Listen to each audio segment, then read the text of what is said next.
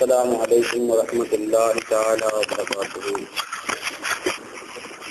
نحمده ونصلي على رسوله الكريم أما بعد. فقد قال الله تعالى في شأن حبيبه مخبرا وآمرا إن الله وملائكته يصلون على النبي يا أيها الذين آمنوا صلوا عليه وسلموا تسليما. اللهم صل على سيدنا محمد وعلى آل سيدنا محمد وبارك وسلم. அல்லாஹ் தஆலாவுடைய மாபெரும் கிருபை அல்லாஹ் நம்மை முஃமின்களாக முஸ்லிம்களாக தனது ஹபீப் முஹம்மது ரசூலுல்லாஹி ஸல்லல்லாஹு அலைஹி வஸல்லம் அவர்களின் அருள் நிறைந்த உம்மத்தினர்களாக அல்லாஹ் நம்மை ஆக்கி அருள்கிறார். அல்ஹம்துலில்லாஹ். மேலும் புண்ணியமிகு இந்த சபையிலே நீண்ட இடைவெளிக்கு பின்பு ஏறத்தாழ 3 மாதங்களுக்கு பின்பு மீண்டும் சந்திக்கிற வாய்ப்பை அல்லாஹ் தஆலா நமக்கு நசீபாக்கினான். அல்ஹம்துலில்லாஹ். இந்த குறைந்த காலகட்டத்திலே எத்தனையோ நபர்கள் நமது ஊரிலும் வெளியூரிலும் நம்மை விட்டு சென்று விட்டார்கள், நாம் அறிவோம்.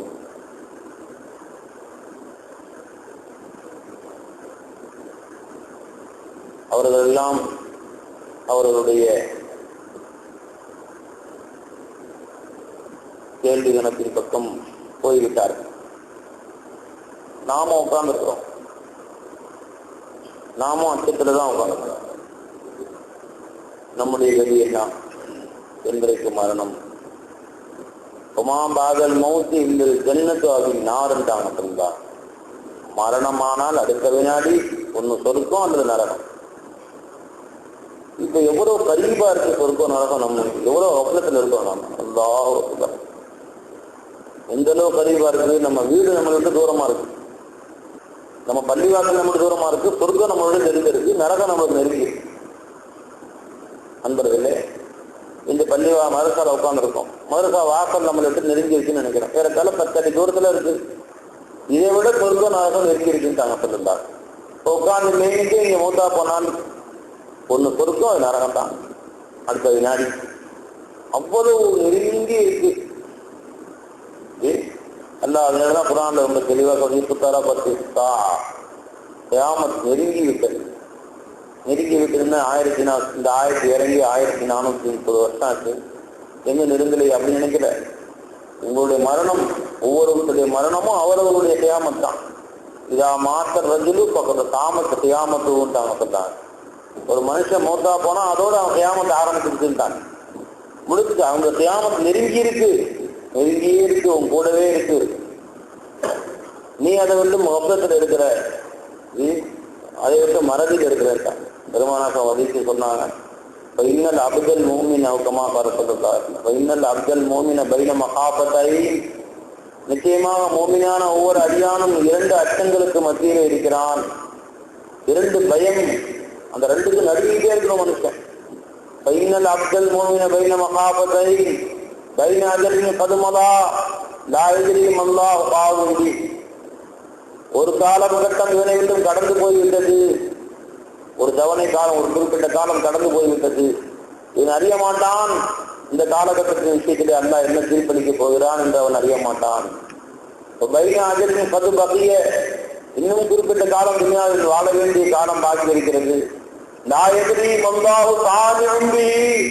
அந்த காலகட்டத்திலே அல்லாஹ் இவனை எப்படி போட்டு புரட்டி எடுப்பான் என்று எனக்கு அறிய மாட்டான் நாங்கள் சொல்றார்கள்.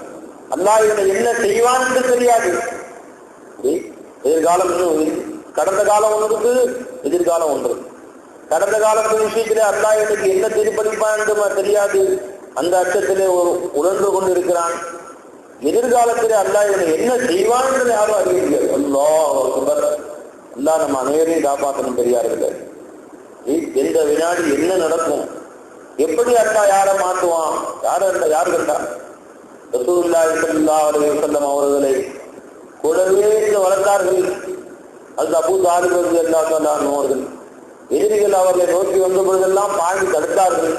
யாரும் அவர்களை ஏற்க முடியாமல் பெருமானாரை யாரும் ஏற்றி பேசுக கூட செய்ய முடியாமல் அவர் தடுத்து வைத்திருந்தார்கள். பறவை தன் குஞ்சுகளை அரவணைப்பது போன்று அரவணைத்து கடைசி வரை காப்பாற்றினார்கள். பெருமானார் ஸல்லல்லாஹு அவர்களை எதிரிகள் மேகம் சூழ்ந்த பொழுதெல்லாம் அதை தவிர்த்து விட்டார்கள். அவள் இருந்ததற்காக அவர் ஒன்றும் செய்ய முடியாமல் எதிரிகள் பயந்தார்கள். அத்தகைய அபூ தாலிப் ஈமான் இல்லாமல் அல்லாஹ் அக்பர். என்னவோ பெரிய பெருமானார் சொல்லி பார்த்தான். அதுதான் அல்லாத கூட முடியாத நபியை தகுதியில் இல்லை, நான் நாடியவர்களுக்கு தான் அல்லாத கொடுப்பேன்.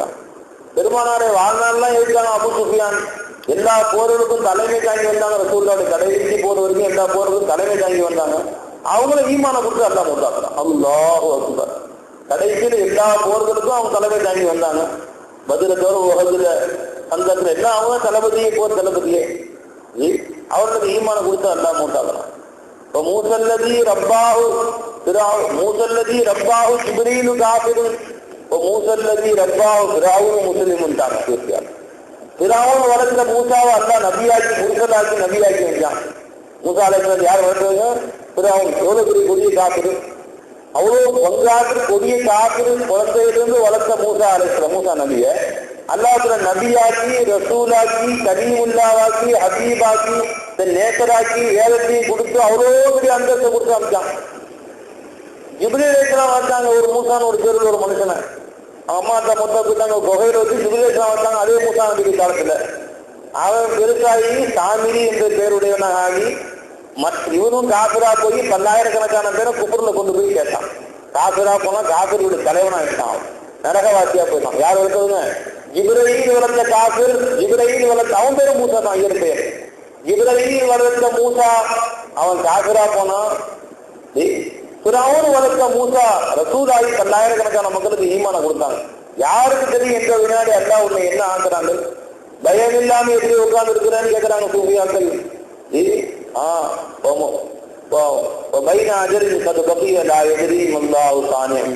இன்னொரு குறிப்பிட்ட காலம் நீ உலகில கொஞ்சம் பாக்கி இருக்கிறது. அது எவ்வளவு பாக்கி இருக்குன்னு தெரியாது.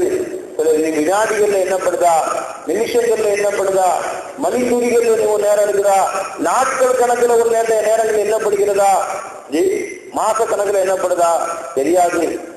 இதே ஊர்ல நான் போகும்போதும் வாக்கிங் போகும்போதெல்லாம் பார்ப்போம். அது வாப்பா அவர்கள் வரும்போது ஒப்பாத்தாயிட்டாங்கன்னு சொன்னாங்க. அதிர்ச்சியா இருக்கு. என்ன நினைச்சு பார்த்தோமா, எந்த வினாடி யாருக்கு மோதுன்னு என்ன கதி இருக்கு அனுபவர்களே. எத்தனையோ பேப்பர்கள் நிகழ்ச்சிகளை பார்க்கிறோம். சந்தோஷமா பயணம் போனாங்க. 65 பேரை பணத்தாவது ஊடி போய் வெளியே எடுத்தாங்க. தேக்கடியிலன்னு போட்டிருக்கான்.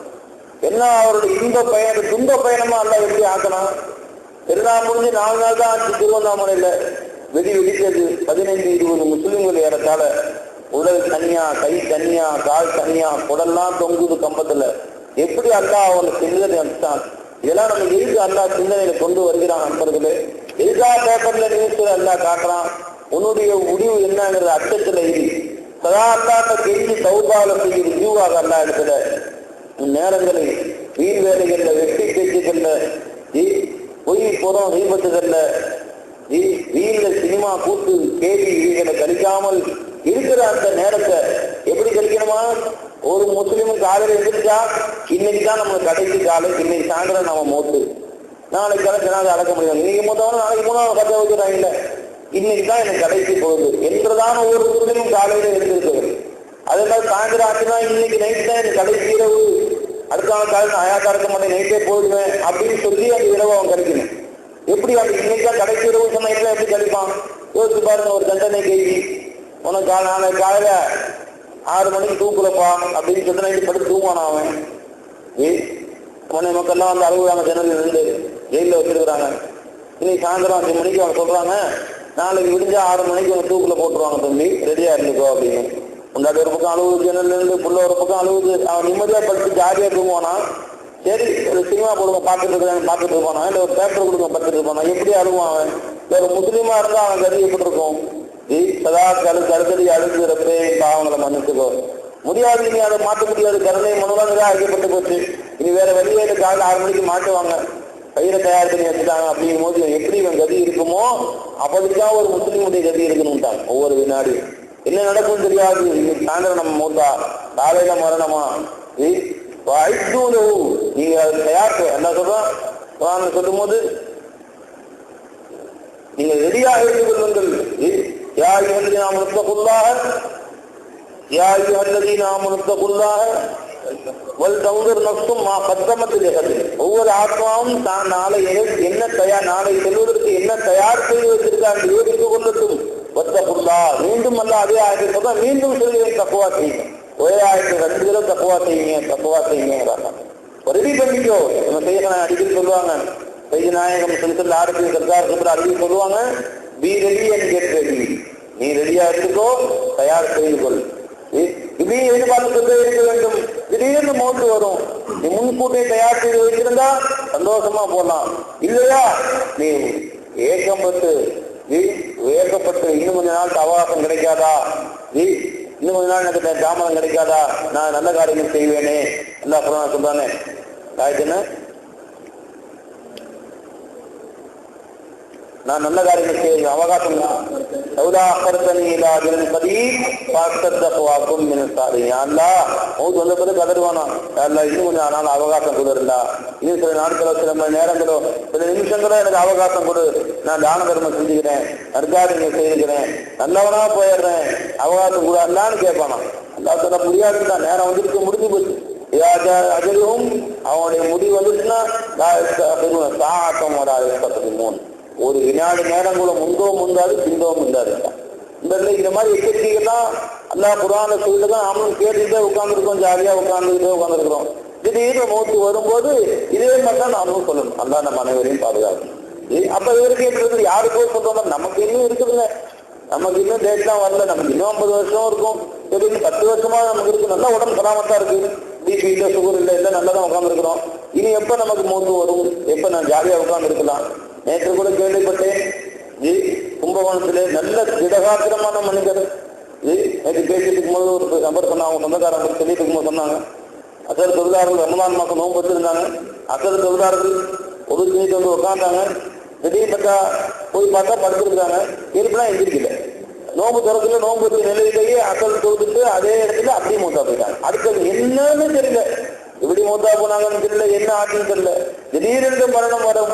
அல்லாஹ் நம்ம அனைவரும் ரெடியாகின்னு சொல்றான். ஆதாரம் ஏன் இந்த மரணத்தை அல்லா நினைவுறுத்துறான், இதெல்லாம் காட்டுறான். நீ ரெடியா இருந்துக்கோ, நீ உஷாரா இருந்துக்கோ. நீ உன்னுடைய மனைவி மக்கள்கிட்ட போய் வசியத்து செய்ய கூட டைம் இருக்காது, ஒரு வார்த்தை சொல்லிட்டு போக கூட டைம் இருக்காது. அதற்கு முன்பு உன்னுடைய காரியங்களை நீ சரி செய்து கொள். நீ பிறகு தர வேண்டிய காசு பணங்கள் இருந்து அதை கொடுத்து நிறைவேற்றிக்கோ.